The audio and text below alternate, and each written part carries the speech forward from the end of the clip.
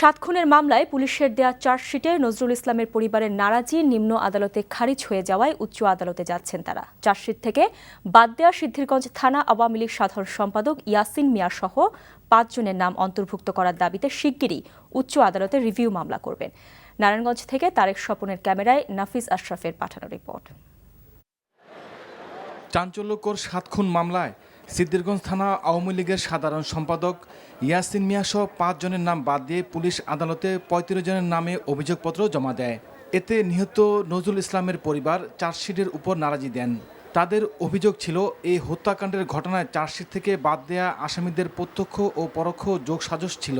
গত 8 জুলাই নিম্ন আদালতে রিভিউ করেন নিহত নজরুল ইসলামের স্ত্রী সেলিনা ইসলাম বিউটি। 21 জুলাই সে আবেদন খারিজ হয়ে যায়। পরবর্তীতে সেশন আদালতে পুনরায় রিভিউ মামলাটি দায়ের করা হলে আদালত 9 নভেম্বর তাও খারিজ করে দেয়। তাই 5 আসামিকে অন্তর্ভুক্ত করার দাবিতে শিগগিরই উচ্চ আদালতে রিভিউ মামলা করার কথা জানালেন নিহত নজরুল ইসলামের পরিবার। এছাড়া পলাতক 12 আসামিকে ধরতে পুলিশ নীরব ভূমিকা পালন করছে বলেও অভিযোগ করেন তারা।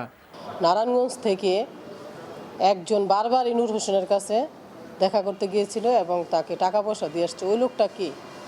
আমি চাই ওই লোকটা যাতে ওই ফুটেজ সংগ্রহ করা হোক, যাতে আসল যে নূর হোসেনের সাথে ওইখানে কি কথাবার্তা বলেছেন এবং কে যোগাযোগ করেছেন এই জিনিসটা যাতে বের করা হোক। আগামীকাল আমরা যাইতেছি, এখন নকল হাতে পাইছি, রাত্রে যোগাযোগ করবো। ফাইল রেডি হইলে আগামীকাল উঠবো, এর পরের দিন উঠবো। পুলিশের ধরার ক্ষেত্রে কোনো তৎপরতা আছে এরকম আমার চোখে এখন পর্যন্ত পড়ে নাই।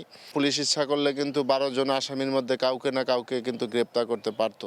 পুলিশ সুপার বলছেন পলাতক আসামিদের ধরতে অভিযান অব্যাহত রয়েছে। যে 12 জন বাকি আছে তাদেরকে গ্রেপ্তারের জন্য কিন্তু আমরা বাংলাদেশের বিভিন্ন জায়গায় আমরা অভিযান পরিচালনা করেছি বিভিন্ন সময়ে, এবং সেই অভিযানের ফসল হিসেবেই কিন্তু আপনারা দেখেছেন যে সময়ে সময়ে আমরা বিভিন্ন দেশের বিভিন্ন প্রান্ত থেকে তাদেরকে গ্রেপ্তার করে এনেছি। অন্য চাঞ্চল্যকর মামলাগুলোর মতো নারায়ণগঞ্জের 7 খুন মামলার দ্রুত বিচারের দাবি নিহতের পরিবারসহ জেলাবাসীর। NTV news desk.